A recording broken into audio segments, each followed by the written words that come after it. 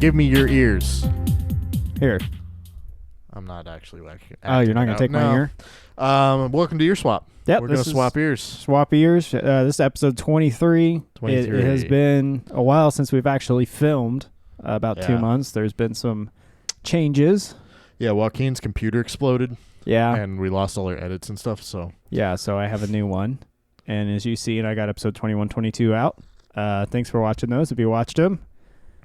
We got a lot of feedback on the Frightened Rabbit one on We did. YouTube. There were a lot of good comments on that of people Really with good like stuff, very good so. stories. I saw Breck recommended an album on there. I need to check that out still. Oh, yeah. And Thanks, Breck, for watching. Somebody else did too. Yeah, somebody else. Yeah. I'm not sure, but yeah, super cool. Yeah. Thanks for checking that out, guys. Sorry, we put out our Valentine's Day episode A month late. but We're we here. don't know Life, what we're life doing. happens. Yeah, we're doing stuff. Yeah, life happens, and yeah, now we're here. And now we're here. We're coming back with the fucking bang. I will say, bang, a bang, a boom, a boom, a big one. This is Refused, the Shape of Punk to Come. Yes. On me, and Shane recommended this one to me. Yeah, this is one of my picks. Yeah. I've never thought about making a cum joke about this album. Well, it just hit me. interesting. I mean, they set me up for it. So, we got our Primo coffee. This is a Cafe Bustelo mixed with 8 o'clock coffee. It's Shane's favorite. He recommends it highly. No, I made it, and I'm it's a coffee not as roaster. bad as I expected. If I'm being I haven't honest. even tried it. It tastes like diner coffee. So Oh, dude, I love shitty cup of diner coffee. it'll make you poop. That's for sure. Oh man, every time. It's probably the margarine in the hash browns. Probably. Okay. So I gotta ask you, Yes. why'd you throw this record at me? I was surprised you didn't know it already. Yeah, I was surprised I didn't know it already. Yeah. I'm gonna be honest. So this is just a record that I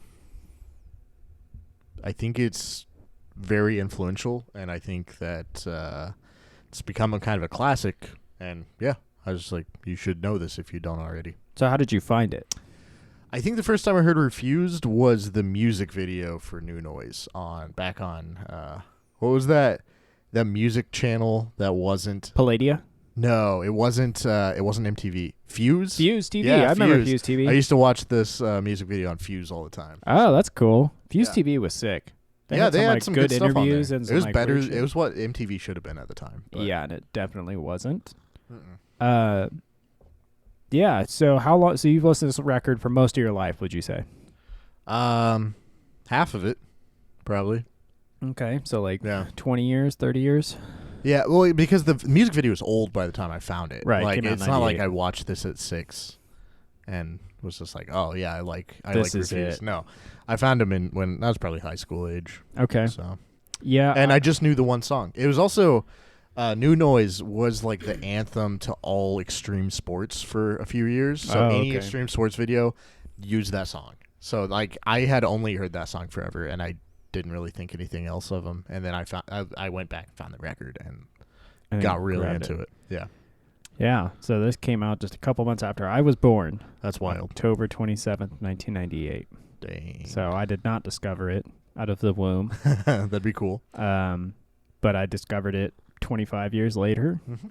And what do you think I like this album? I think you did. Really? Yeah. Did you hate it? Really? Tell me. What did you think about it? This isn't. Let me guess tell what you. Wakinyan thinks. Yeah, no, that's what the show's called. This is my favorite album you've recommended me this whole show. Dang. 100%. I That's have wild. not stopped fucking listening to this record. Like I said, I'm surprised you didn't know it. Like I'm this is- shocked I yeah. didn't either. It's like post-hardcore, but the production's fucking crazy and like the Every weird band stuff. you've ever been in has ripped this off. Now, okay, you want to hear something? So I'm at band practice with Bad Eyes on Monday, Mhm. and I rewrote a guitar part because I heard the part on one of the songs. I think it was Mhm. New Noise. Mhm. And I heard the part and I heard the playing. Because I remember hearing, I was like, I play just like that. Yeah. Right? I was like, Yes. I've never heard this band. And I was like, whoa, this sounds like some shit I would play or would like listen to or Yeah. be in a band in. And I showed up to practice Monday and I was like, hey, I wrote this new part. And I started playing it. And Weston, the drummer, he goes, that sounds like Refused. Yeah. And I was like, yeah, I've been listening to It the is, Refused a yeah. lot. Mhm. So yeah, as the first listen on this album, I loved it. There was no like, it took me. It was like first listen, I listened to it, and then listened to it again. Yeah. Like, I think, okay, I said New Noise is like how I found it, which I think is a great song, but it's definitely not my favorite on this record. Neither. Like, I like a lot of the other songs more than that one. It is very catchy, but... I like Liberation Frequency is my favorite. Okay. I think I like Refused or Fucking Dead or The Shape of Punk to Come. Like, those two were Shape of Punk to Come's really, cool. really good. I like Summer Holidays versus Punk Routine, too. And the Deadly Rhythm's cool. Deadly Rhythm's really cool. I love the intro. It's ridiculous. Yeah. And the production is like the fucking instruments are like right at your face. Yeah. Like the guitars are so loud. And they do like really cool stereo shit with the guitars. I love that shit. And I was like taking all these mental notes in my head of like how I want to record shit. Because it was one of those, it's a really inspiring punk record because most of them are just like straight ahead. But this has weird synthy stuff and like weird little tidbits of noise. And funny enough, I was just kind of reading that there's a sample from the book. Howl? Well, there's the sample. It's a poem. I was just watching Seinfeld the other night, right? The spoken text at the start of Protest Song 68 comes from the opening of the Henry Miller novel Tropic of Cancer. Oh, I just watched that Seinfeld episode. Seinfeld. Yeah, that's last the night. library book one, right? Yeah, the library book with the bean erotic teeth. library book. Yeah, and he's got the baked bean teeth. Oh, gosh, yeah. George can't stand you. Can't stand you. Can't stand you. Oh, man.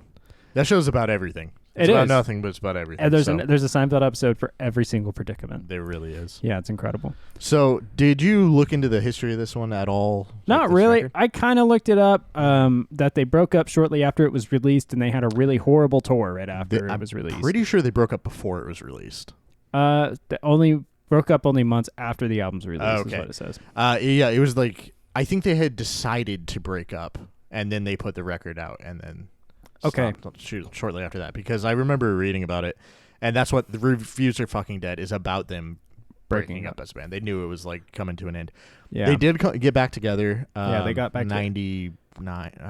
2009. Like, sorry, because they got back together, and then they played a festival at the Drive-In. Also, got back together, which was I'm assuming at the Drive-In was heavily influenced by Refused. I think The Shape of Punk to Come came out, and then a lot of bands were like, that's awesome, and they kind of shifted their style towards it. So, and I love At the Drive-In too. I will say maybe they were starting to do that early too. They kind of, when I first heard it, I was like, sounds like At the Drive-In, or At the Drive-In sounds like Refused. But these kinds of bands, though, like the fact that they break up usually pretty quickly, like I feel like they always have like 3 records in them and they're toast. Yeah. Because listening to it as like songwriting wise, I'm like, this sounds like a band that's gonna break up. Yeah, because it's so fucking like very not exhausting, high energy, like, and like bands like this, they have just like a window. Yeah, of this is our amount of energy, and then they all like sometimes they all fucking hate each other and they dip. Yeah, you know, and I think they were fairly young when they started this band too, but they, and also like as you can tell from any of the lyrics, they're very highly political, highly opinionated.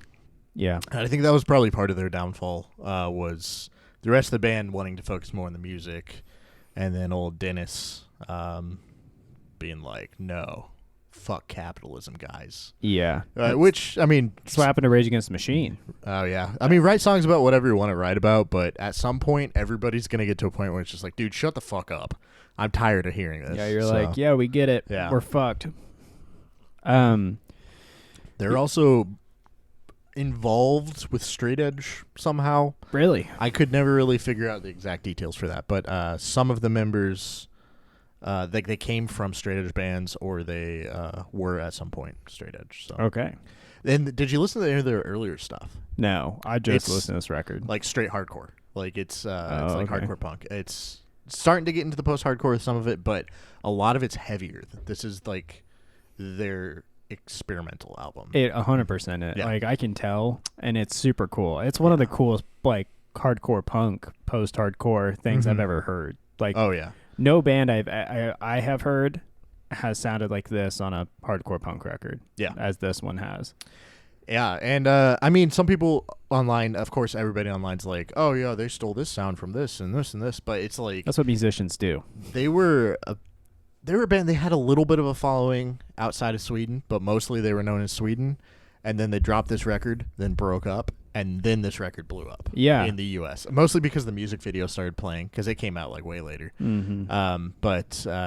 I read something that they like toured a little bit and they were playing just horrible shows in coffee shops and like random places they were getting, and it was just a horrible tour. And then they ended up just being like, "What? Yeah, the fuck this, we're done." In Atlanta, Georgia, is apparently where they decided to break out of everywhere. That's hilarious. Yeah. They come to tour the U.S. and they just immediately go to the South, which that's the hardest place in the U.S. tour. I've done it, and those have been that has been the worst tour I've ever been on. Was in the South. It's so fucking difficult. Nobody gives a shit. That's the thing. People don't want to see punk music in the South for the most part, and unless this you're in 98, Arkansas. Yeah. So, yeah. Really Arkansas difficult. Seems like it has a pretty. There's a great punk scene, or used to be, anyways. Yeah, I'm sure there still is, but yeah, this is a great record. I was thoroughly happy the first time I put it on, and I immediately was like, "This is the best record." Yeah, that's Shane's wild. Recommended me on this show. Yeah, it seems like it's up your alley, so that's another thing. I'll continue to listen to it for sure. For sure. And I've tried to listen to their after they got back together, their later albums. I've got one of them, and it's like pretty good, but it's forgettable. I don't even remember the name of it. Freedom? I think it's Freedom. Hey, that came out on my birthday in 2015. Nice. June 29th. And it's like, it's all right, but it's, I just don't remember any of it. Is it all the original members? I doubt it. Maybe it is. They had a few. They had like changes. 12 bass players, is what I heard. They have a new guitarist, and that might just be touring. I don't know. Their stuff's kind of confusing. Also, did not know they were Swedish before you said that. Very Swedish. I sent you that one video. I don't know if you watched it. It was really long. Yeah, you should go check it out. I think it's like public access TV or public TV, not public access, but it's like I love that. It's like their NPR. Oh, or okay. Not NPR. What am I thinking? PBS. That's PBS. And they just apparently have just hardcore bands on there, which is amazing. We need that I around wish here. they did that here.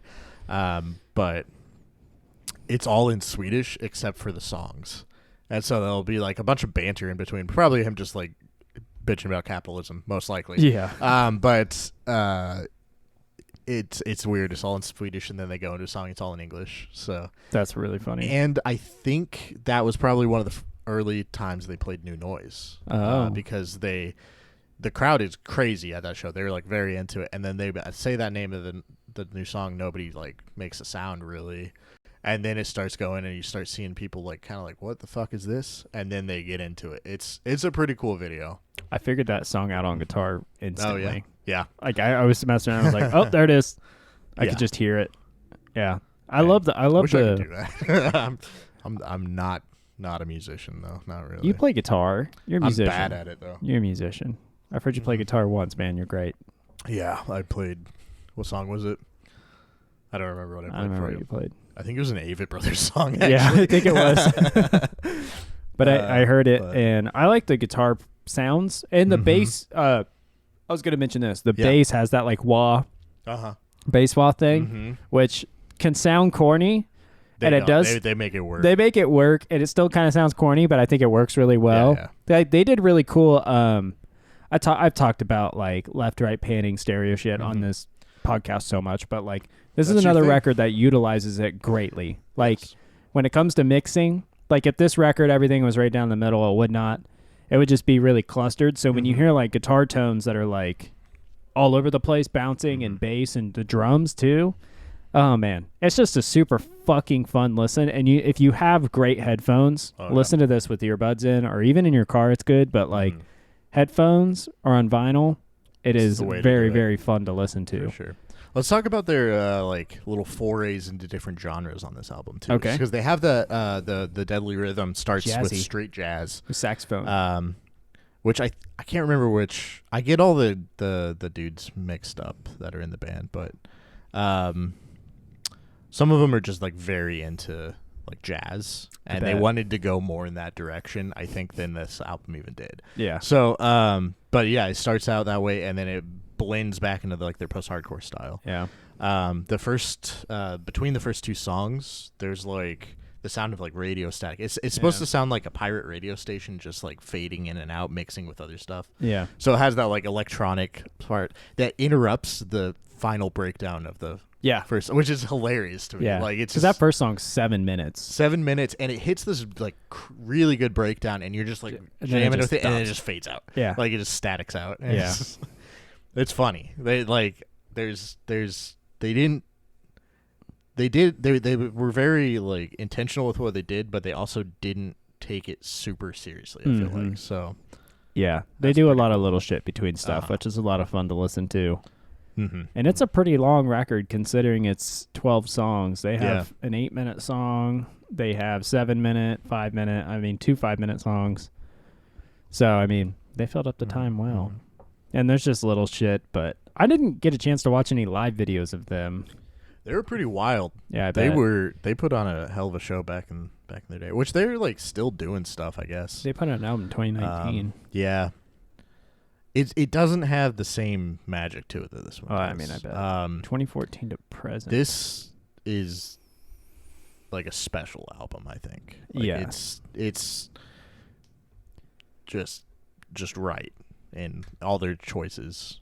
There's nothing really that makes me mad. So that's so. I always wonder like the viewpoint of somebody in that situation where I think as like a musician, like you make a record and you're like, okay, cool. And then say you get the band back together and you make another record.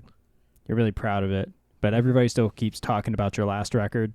It's got to be tough. That's got to be tough because you're like, you never want to try to like compare it to anything else. But if you're more passionate about what I don't know. I think it comes out however you sit in the mix of dealing with that shit is what's really going to matter. But I always think about, Soundgarden, for example. They didn't put out a release for 16 years, and then they came out with King Animal, which I think is a really good record.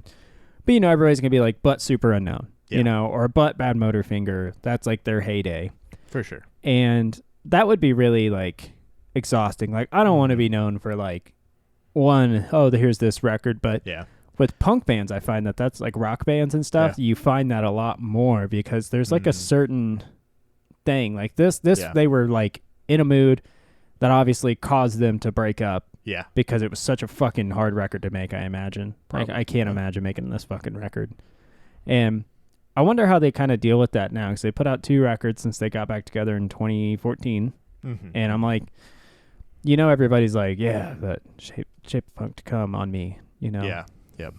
That's all they're talking about, which it is a great record. I haven't listened to the other 2, so I don't know on what those records are like, but that would be hard for me to like. Everybody's constantly like, yo. But I guess you just got to be grateful at that point because it's like if this record meant a lot to somebody, fucking great for them. Dude, and it's a lot better than just having one good song that people know. Yeah, like this is a great record. It's not a one-hit wonder. Yeah. And I mean, people kind of treat it as it is because, okay, let me pull up how many things used New Noise.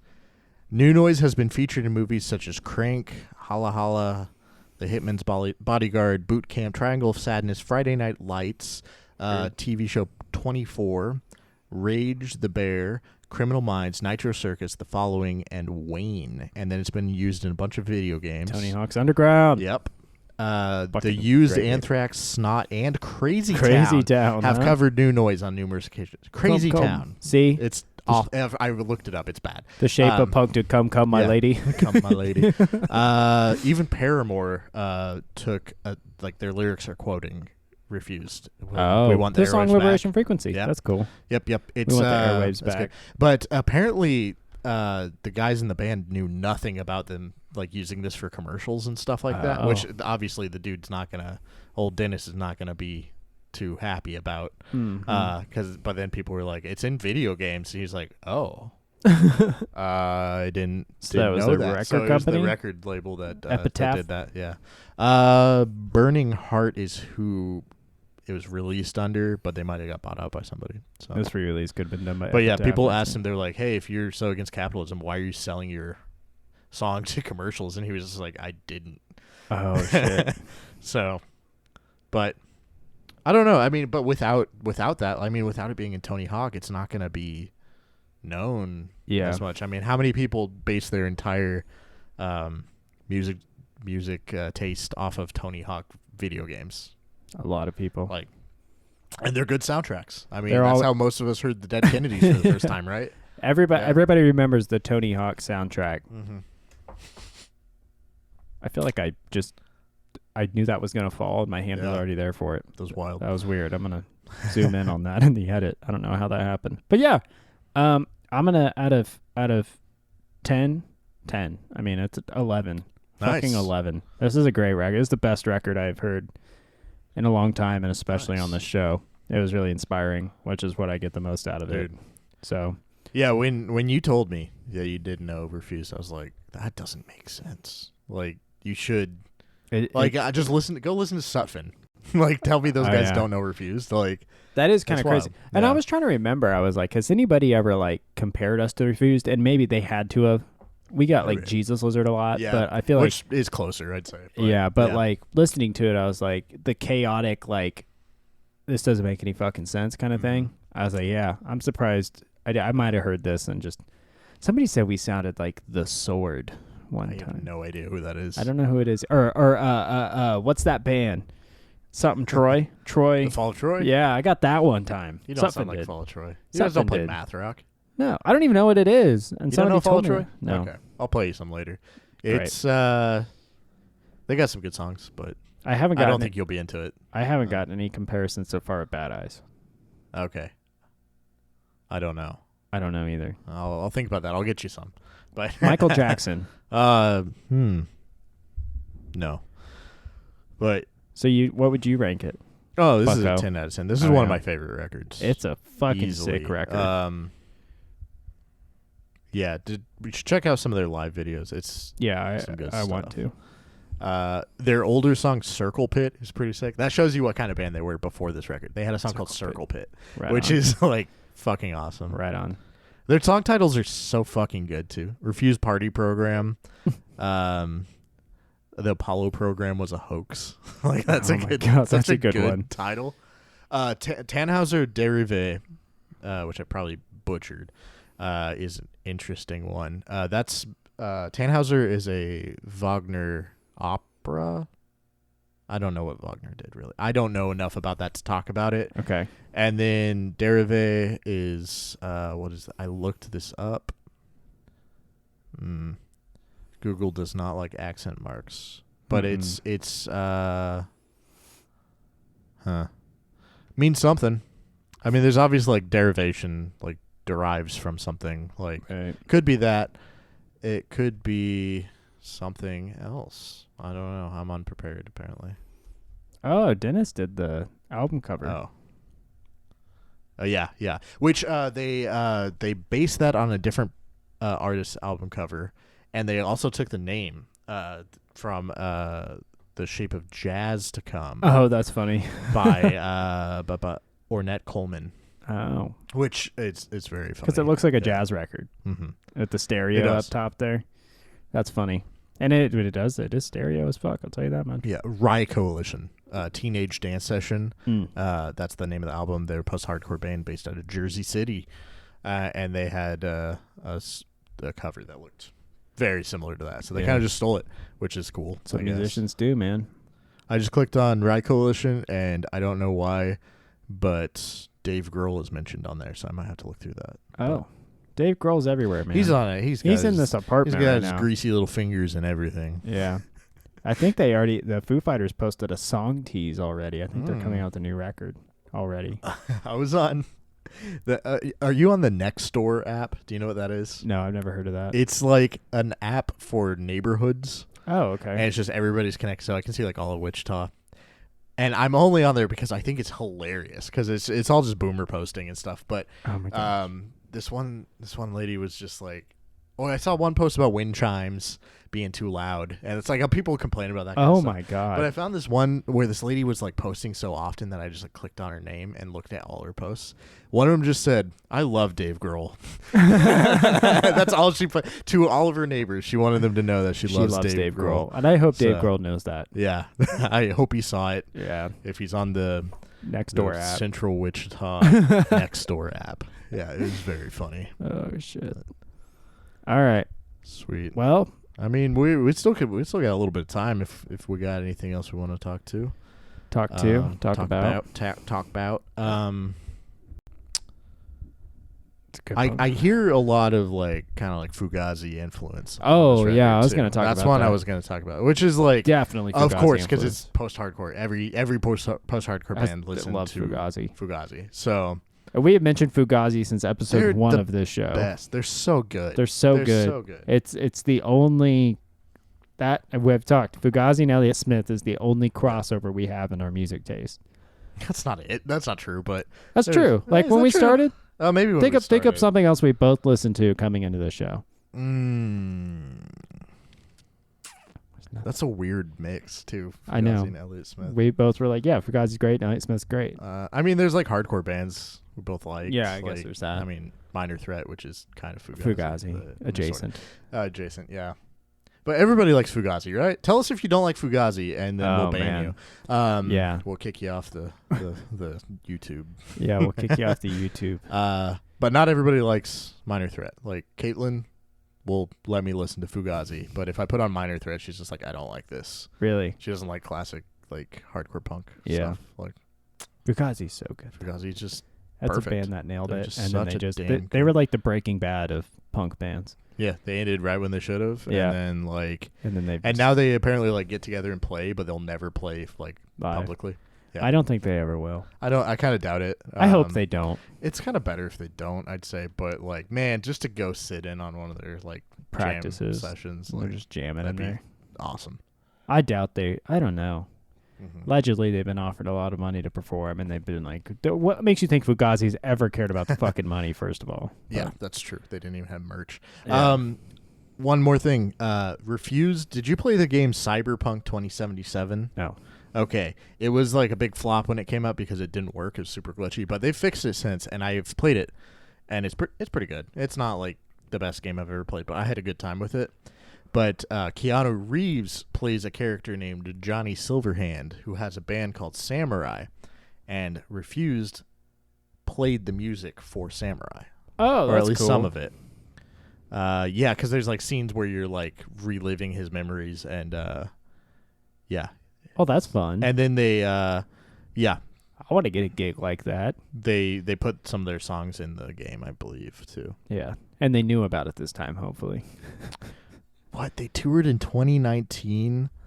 They did a UK tour alongside Thrice and Gouge Away. Gouge Away? Gouge Away. They played here. That's crazy. Yeah, Gouge Away's great. They used to play here a lot. And Thrice is like a weird choice too. Do you know Thrice? Yeah. Okay. Like that's not what I would have expected, but that would have been a great show. Yeah, 2019. They played in the U.S. Nowhere near us, my bucko. No, never. We're in the middle of a dead zone. No worst spot. Mm-hmm. Yeah. I'm pretty stoked for the August Burns Red show coming up here in town. Yeah, what time's that start? You're wearing your August Burns Red shirt. I don't know what time it starts, but I might try to. Their new record is good. I might try to band practice and make it after. Yeah, I mean they'll be closing out the show, so yeah, I'm sure you can and I probably got do that. free tickets, so I'm not really. Who's on that show? Devil Wears Prada, which I like their early stuff. I've not really kept up with them, and somebody else too. I can't remember who it is. But. And bleed. What is it? Bleed from Within. Bleed from Within. No clue what they sound like. Right? Is that right? I think that's it. That sounds right. Oh wait, no. This is from. Yeah, no, that's right. That's the one. Okay. Yeah, I guess I'll go to that. Mm-hmm. You know, there's probably people who would just fucking die for that show, and I'm just. Yeah. I feel ungrateful. I'm stoked because I do really like August Burns Red, and I don't think they've ever played here, at least not for a long time. Have you seen them before? Seen them once. Oh. And they have a really tight show. So if you're in the Wichita area, you should come to that show.